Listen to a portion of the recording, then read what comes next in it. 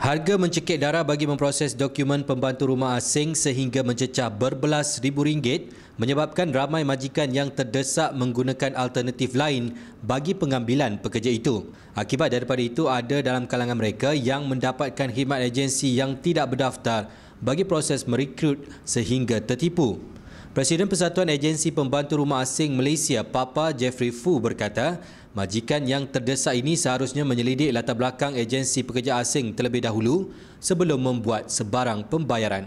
Now you want to apply for the housemaid, we have to practically fill in something like 200 pieces of paper to get one maid in for Indonesia, and it takes about 3 to 4 months to finish the process until she arrived in Malaysian soil.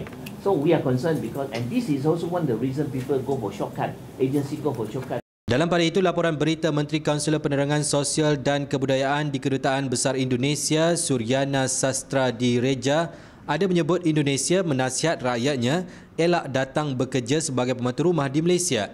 Kenyataan itu ekoran satu serbuan membebaskan 105 orang wanita yang dikurung dan dipaksa untuk bekerja tanpa gaji pada hujung minggu lepas. Ia mengundang persepsi buruk oleh warga Indonesia terhadap Malaysia. Namun pada Khamis, beliau mengeluarkan satu lagi kenyataan menegaskan kes jenayah melibatkan majikan Malaysia terhadap pembantu rumah Indonesia adalah terpencil dan Malaysia adalah negara selamat untuk pekerja asing berbanding negara lain. Beliau berkata kes melibatkan masalah keselamatan terhadap pekerja Indonesia di negara ini hanya pada kadar 10%. Kita terserah kepada dua-dua pihak kerajaan untuk buat keputusan. Jikalau benar-benar mereka tidak mau datang ke Malaysia, macam mana kita nak suruh dia datang kan?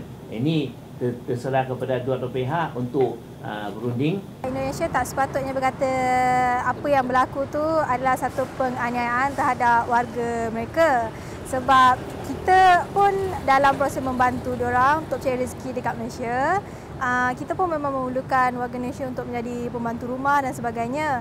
Apa yang dah berlaku ni adalah diakibatkan oleh sekelompok kecil orang yang tidak bertanggungjawab. Mungkin benar ni kesilapan daripada ejen. Sebab kalau ejen tak buat macam ni, diorang takkan datang ke Malaysia ya dah.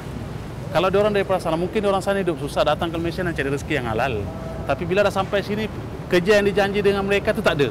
Saya menyarankan kerajaan untuk mengetatkan sistem untuk pendatang asing sebab mengelakkan perkara yang tak diingini berlakulah.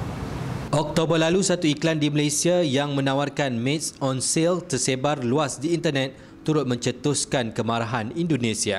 Laporan penderaan pembantu rumah warga Indonesia di Malaysia pada tahun 2009 telah menjejaskan hubungan baik di antara Malaysia dan juga Indonesia. Apatah lagi pada ketika itu Indonesia telah mengharamkan pembekalan pembantu rumah warga Indonesia di Malaysia. Namun pada tahun lalu, Indonesia telah membatalkan pengharaman tersebut apabila kedua-dua buah negara telah mencapai pemuafakatan dan Indonesia kembali membekalkan pembantu rumah warga Indonesia kepada Malaysia. Apatah lagi pada ketika itu, Malaysia berada di kedudukan 19 negara paling aman diduduki daripada 150 buah negara di seluruh dunia. Muhammad Hilmi, Muhammad Ali, ABN.